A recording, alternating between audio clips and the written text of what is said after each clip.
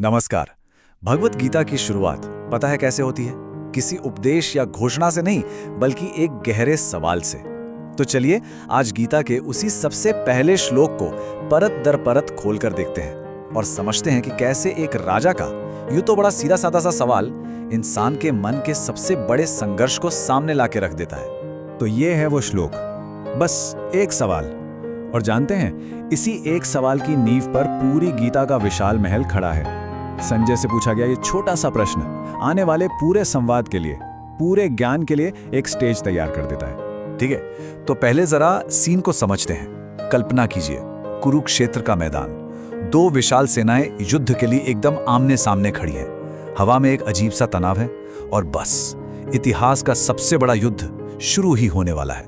और सबसे दिलचस्प बात क्या है कि इस जगह को कहा गया है धर्म क्षेत्र, यानी धर्म की भूमि। अब जरा सोचिए, ये कितनी बड़ी विडंबना है कि धर्म की भूमि पर ही अधर्म का सबसे बड़ा युद्ध छिड़ने जा रहा था।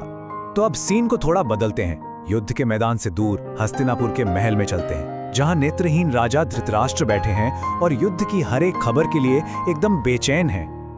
वो अपने सारथी संजय से पूछते हैं, हे संजय, धर्मभूमि कुरुक्षेत्र में युद्ध की इच्छा से जो इकट्ठे हुए हैं मेरे पुत्र और पांडु के पुत्र, उन्होंने क्या किया? अब देखिए, सवाल सुनने में कितना सीधा है ना? लेकिन जैसे ही इसकी गहराई में उतरते हैं, एक बिल्कुल अलग कहानी सामने आने लगती है। तो सवाल उठता है कि इस सीधे से सवाल के पीछे छिपे असली भाव क्या है? ये एक सवाल धृतराष्ट्र की मानसिक हालत के बारे में क्या-क्या बता देता है। चलिए इससे और करीब से देखते हैं। यहां पे सबसे जरूरी बात है शब्दों का चुनाव। ध्यान दीजिए, धृतराष्ट्र कहते हैं मेरे पुत्र, यानी मामकहा, और उसके बाद कहते हैं पांडु के पुत्र। ये एक छोटा सा शब्द मामकहा उनके मन में बैठे गहरे पक्षपात और मोह को बिल्कुल साफ कर देता है।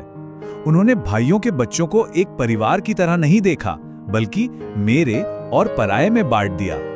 असल में धृतराष्ट्र सिर्फ आंखों से नेत्रहीन नहीं थे, उनका मन, उनकी बुद्धि, वो भी पुत्र मोह के अंधेपन में डूबी हुई थी। और इसी वजह से वो सही और गलत, धर्म और अधर्म, इसके बीच का फर्क देख ही नहीं पा रहे थे। और पता है, यहीं उनके मन का असली युद्ध चल रहा था।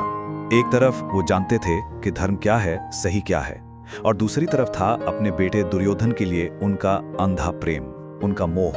देखिए, ऐसा नहीं था कि उन्हें कुछ पता नहीं था, अंदर ही अंदर उन्हें सब पता था। वो अच्छी तरह जानते थे कि वो धर्म के साथ नहीं खड़े हैं। वो ये भी जानते थे कि जहां श्री कृष्ण है, जीत तो वहीं होगी, धर्म भी वहीं है। फिर भी मोह में आकर उन्होंने शांति की जगह युद्ध चुना।